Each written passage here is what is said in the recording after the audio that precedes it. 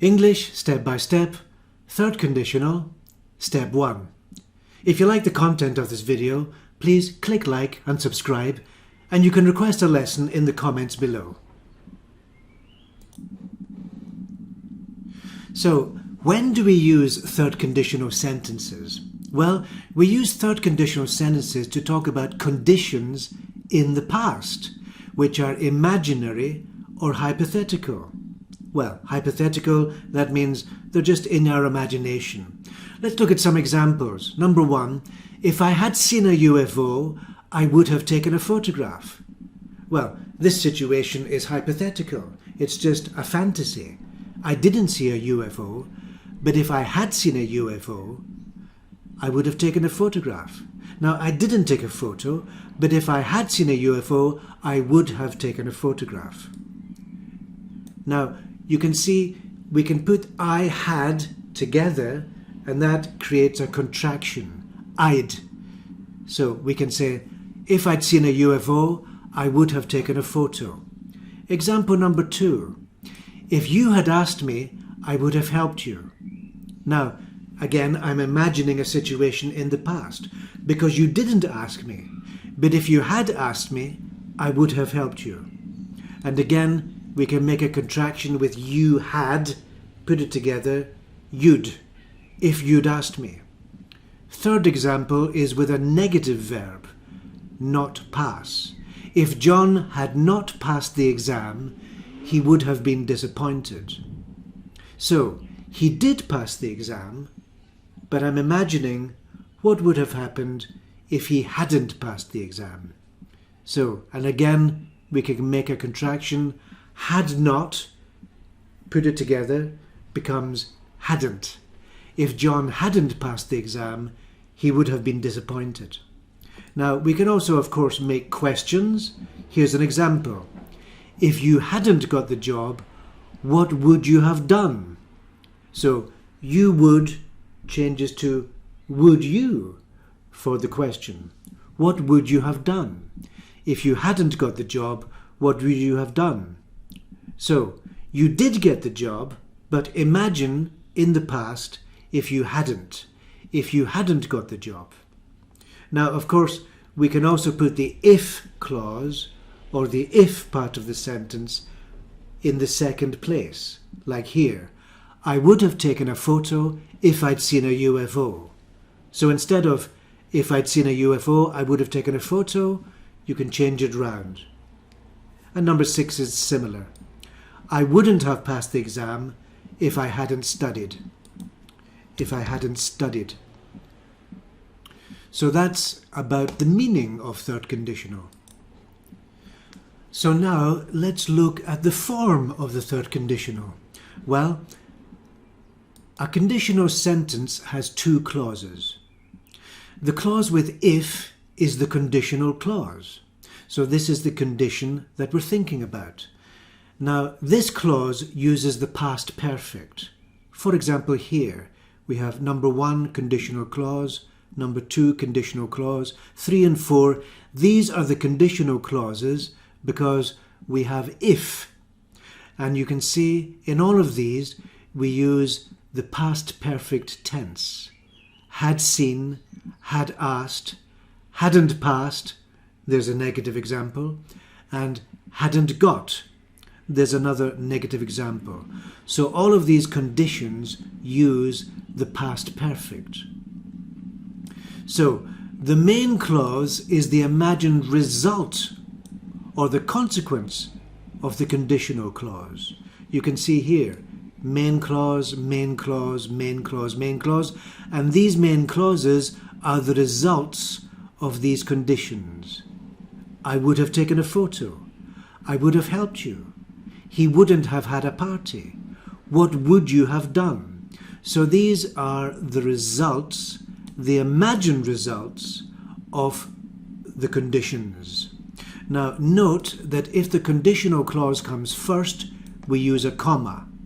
So in these cases 1, 2, 3 and 4, you can see a comma separating the 2 clauses. Now if the main clause comes first, we don't use a comma. You can see here Example 5. Would you have helped me if I had asked you? No comma. I would have taken a photo if I had seen a UFO. There's no comma there. So that is the basic form of third conditional. So now let's think about the differences between third conditional, first conditional, and second conditional. So what are the differences?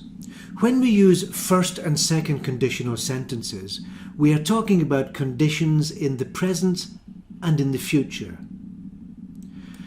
With third conditional, we are talking about conditions in the past. Now, you can watch my other videos on first and second conditionals for examples and explanations and practice exercises with these conditions in the present and the future. But here, let's look at some differences. For example, number 1. Now this example here is first conditional. If I see John, I will say hello.